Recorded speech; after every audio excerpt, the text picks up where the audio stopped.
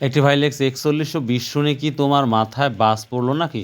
না দাদু ভাই, আমার বাস পড়ে নাই। আমি আনন্দিত হয়ে আনন্দিত হচ্ছি যে কিভাবে সম্ভব যে 4050 থেকে 4120 টাকা বিক্রি হলো। এই জন্য আমি আনন্দিত উল্লাসিত, আমি অবাক হয়ে গেছি, জাস্ট এই, এছাড়া আর কিছু না। তো প্রিয় দর্শক, আশা করি সবাই ভালো আছেন। তো পাঠের কমেন্ট বা অন্যান্য তথ্য দেখার জন্য আজকে বসে আছেন, আশা করি ইনশাল্লাহ। আজকে প্রচুর কমেন্ট পেয়েছি, আলহামদুলিল্লাহ। প্রতিটা কমেন্ট নিয়ে কাজ করবো ইনশাল্লাহ, আস্তে ধীরে সবাই দেখবেন। তো চলুন যাওয়া যাক, আর সময় নেব না ইনশাল্লাহ। একজন লেখছে 10 বাপের 15 রকম সন্তান, সবাই ভালো হবে এটা কখনো সম্ভব না, তাই কে কি বললো কানে নেওয়া যাবে না।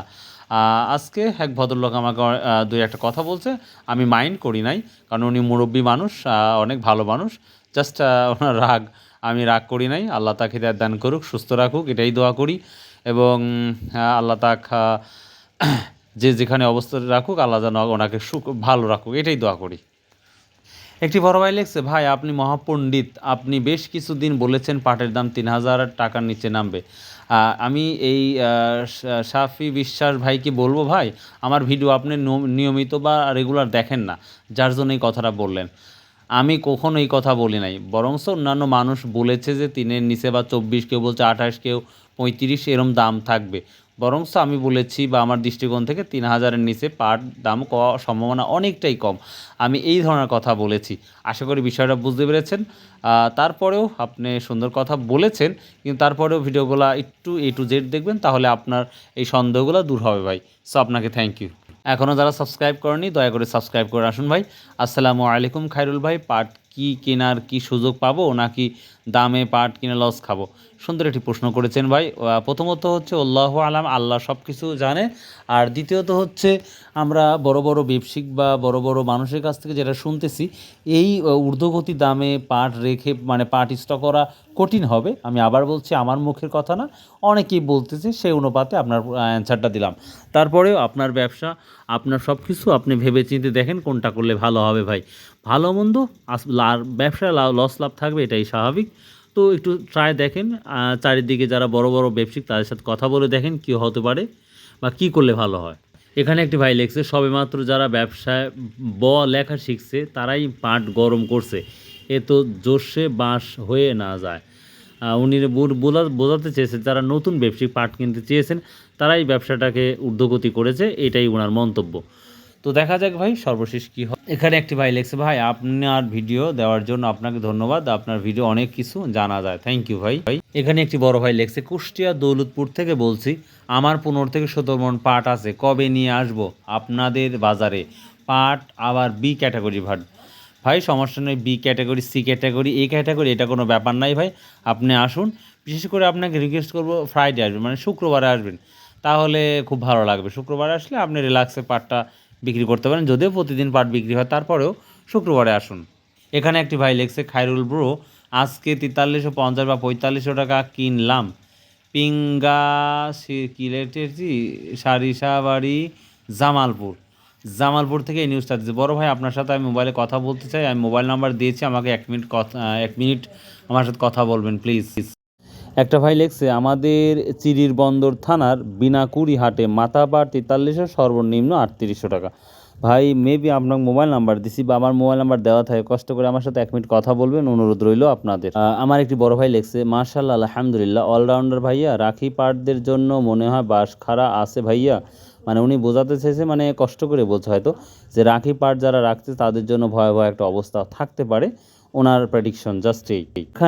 এখানে একটি ভাই লিখছে, যশোরের পাট রোহিঙ্গা পাট, মানে কি যশোরের পাট কি একেবারে নরমাল বা দুর্বল? প্রিয় দর্শক, যারা ভিডিওটা দেখছেন অবশ্যই এইটার কমেন্ট করবেন যে এই যশোরের পাটটা কেমন, ভালো না মন্দ, একটু কষ্ট করে কমেন্ট করুন। এখানে একটি ভাই লিখছে, ভাই আপনাদের মতন ইউটিউবারের জন্য ব্যবসায়িকের গাড়ি বাদ যাচ্ছে। দাদু ভাই, আপনাকে একটা কথা বলি, আপনি মোবাইল ব্যবহার করবেন, আপনি ইউজ করবেন আপনার মতন, তখন আপনার কাজ ভালো লাগে, কিন্তু ডিজিটাল যুগ হিসাবে ডিজিটালকে যদি আপনি মেনে না নেন, সেটা আপনার ব্যর্থতা, আমি যেটা মনে করি ভাই। So thanks.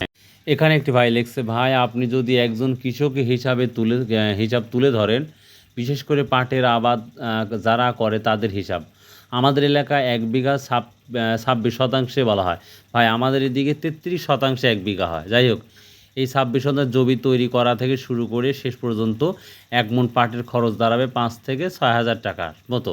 একজন কৃষকের শ্রম থেকে শুরু করে লেবার খরচ, সার, কীটনাশক সব কিছু মিলিয়ে 1 মণ পাট তৈরি করতে 5 থেকে 6,000 টাকা খরচ দাঁড়াবে। আপনি যদি 10 বছরের হিসাব মেলান, 10 বছর পর্যন্তই কিন্তু কৃষক বা তার ফসল ঘরে তুলতে পারবে না।